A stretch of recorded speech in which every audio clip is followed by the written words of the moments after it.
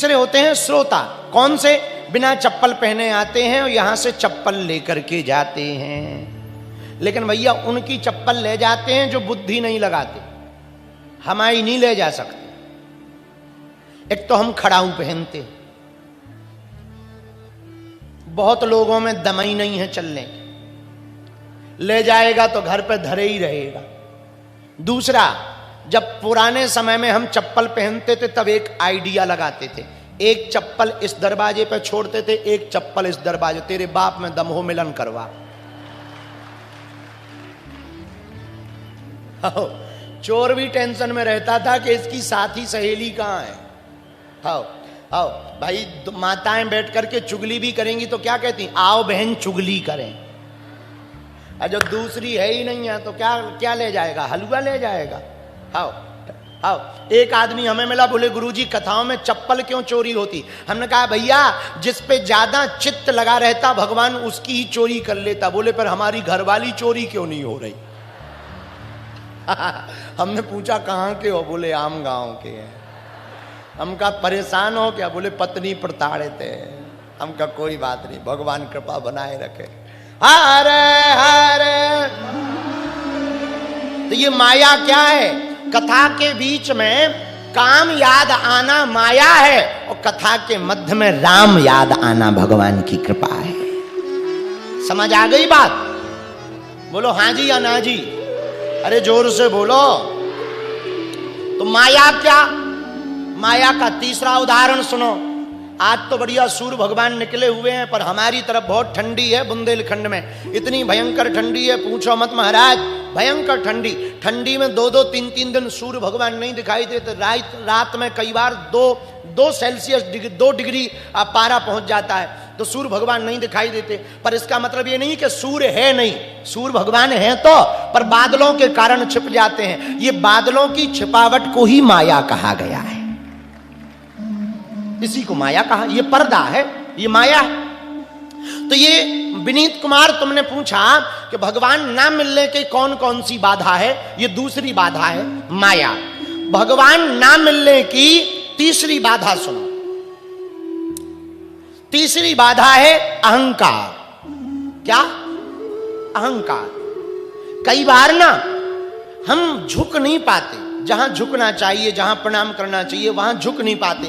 अपना पद कद, तुम्हारा नाम दौलत शोहरत आड़े आ जाता है, तुम्हारा रूप आड़े आ जाता, तुम्हारे कपड़े आड़े आ जाते। एक दोहा ना बड़ा प्रसिद्ध दोहा है।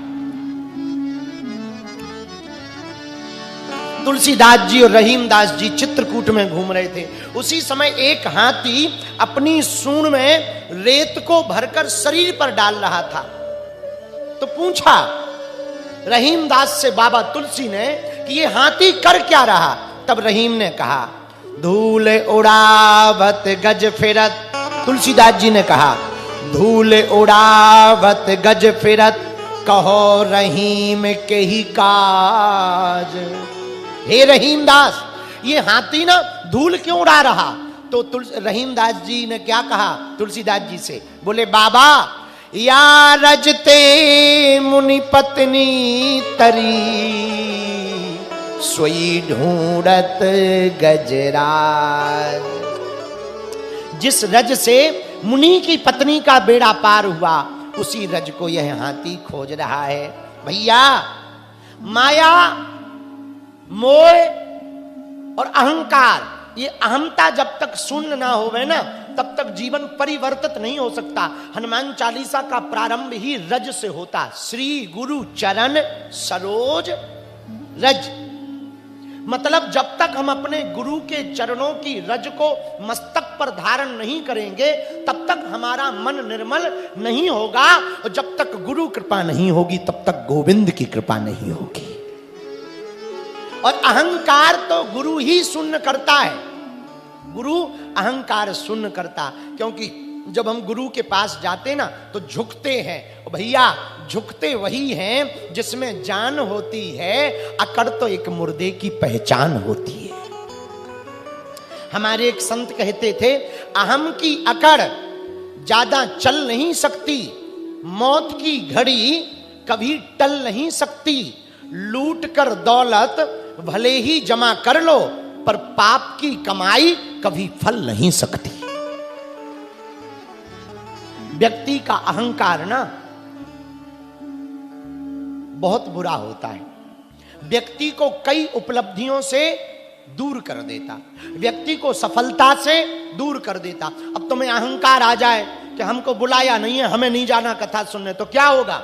कथा का तो कुछ नहीं होगा, तुम्हारा ही उद्धार नहीं होगा, तुमको ही कुछ सीखने को नहीं मिलेगा, तुमको ही आनंद नहीं मिलेगा, तुमको ही अध्यात्म नहीं मिलेगा। कथा का तो हलवा होगा क्या? हमारा क्या, 5 दिन हम तो राधे राधे गाएंगे और फिर आधे आधे हो जाएंगे, हैं? पर तुम्हारा भैया तुम्हें ही आनंद प्राप्त नहीं होगा। तो अहंकार में देखो, एक बात याद रखना, अहंकार बहुत खतरनाक है। रावण का विनाश अहंकार के कारण हुआ है। भक्ति में ये तीसरी बाधा है अहंकार की। इसलिए हमारी प्रार्थना है सभी प्रियजनों से, सभी आत्मीय जनों से, हमारी प्रार्थना है आप अहम को शून्य करो, अपनी घमंड को जीरो करो, ईगो को शून्य करो। भैया जिसे भी अहम की हवा लगी उसे ना दुआ लगी ना दवा लगी। जिसे भी अहम की हवा लगी उसे ना दुआ लगी ना दबा लगी। ये तीसरा कारण है भगवान की भक्ति का बाधक। यदि भगवान प्राप्त ना होवे तो ये 3 कारण समझना। इन तीनों कारणों पे यदि आपने काम कर लिया तो हम ये दावे के साथ कह सकते हैं आपको भगवान प्राप्त हो जाएंगे। बोलो सीताराम, जोर से बोलो और जोर से बोलो। एक बात और कहना चाह रहे, पूछो क्या? आज के बाद कौन कौन रोज भजन करेगा? हाथ उठाओ। आज करोगे कि कल? आज करोगी कि कल? जो कल पे छोड़ रहे सुनो, हरि भजन को कल पे छोड़ा, हरि भजन को कल पर छोड़ा, फिर सांस निकल गई रे, फिर सांस निकल गई रे, अरे हाँ सांस निकल गई रे, अरे हाँ सांस निकल गई रे। फिर हुआ क्या? पूछो क्या? अरे जोर से तो पूछो जरा। तो दोनों हाथ उठाओ तभी हम बताएंगे। उमरिया धोखा दे गई है,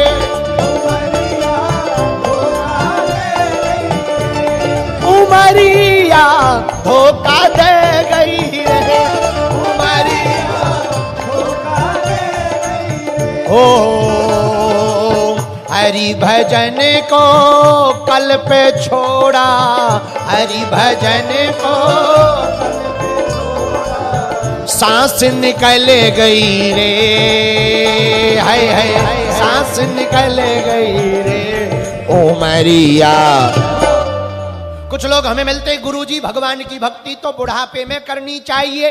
ठटरी के बरे बुढ़ापे के पहले ही टपक जाएगा तो क्या कर लेगा? इसलिए दोनों हाथ उठाओ, बाद में पछताओगे और कहोगे क्या? अरे पूछो ना। उमरिया धोखा दे गई रे, उमरिया धोखा दे गई रे, उमरिया धोखा दे गई रे, उमरिया धोखा दे गई रे, धोखा दे गई, धोखा दे गई, धोखा दे गई रे, धोखा दे गई, धोखा दे गई, आए धोखा दे गई, धोखा दे गई, धोखा दे गई रे,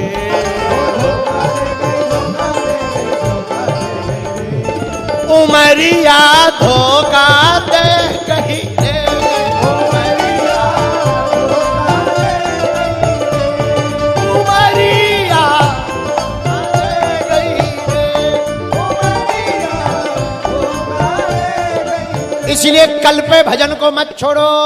दोनों हाथ उठाओ। जो ताली ना बजाए उसे अपने अपने बगल वाले की कसम है।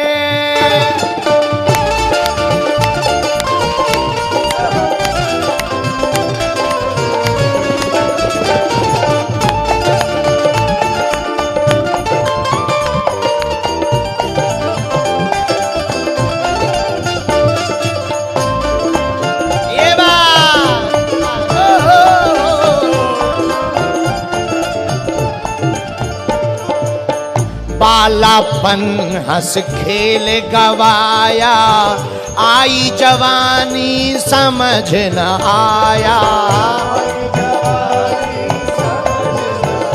हाय हाय आई जवानी समझ न आया।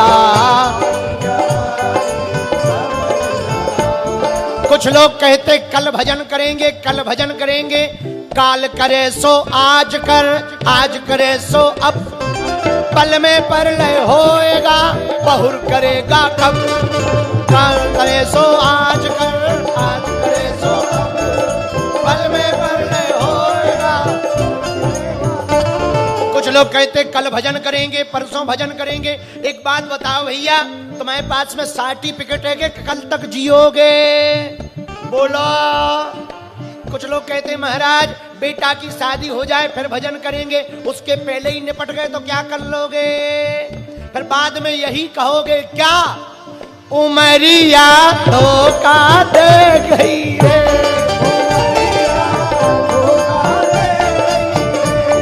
उमरिया धोखा दे गई रे।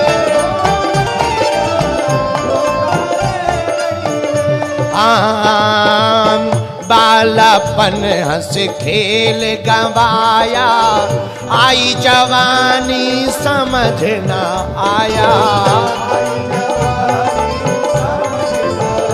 हाय हाय आई जवानी समझ न आया।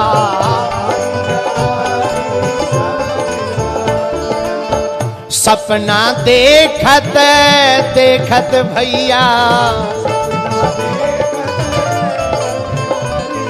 हम ये करेंगे वो करेंगे, ऐसे बनेंगे वैसे बनेंगे, ऐसे चलेंगे वैसे चलेंगे, ये सोचते ही सोचते सपना देखत देखत भैया,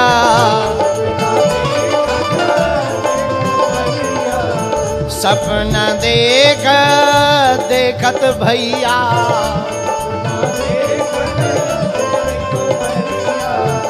जिंदगी गड़ गई रे। हाय जिंदगी गड़ गई रे।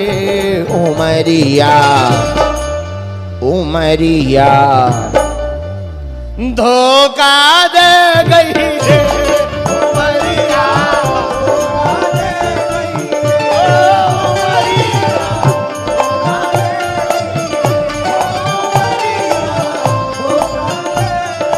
दोनों हाथ उठा करके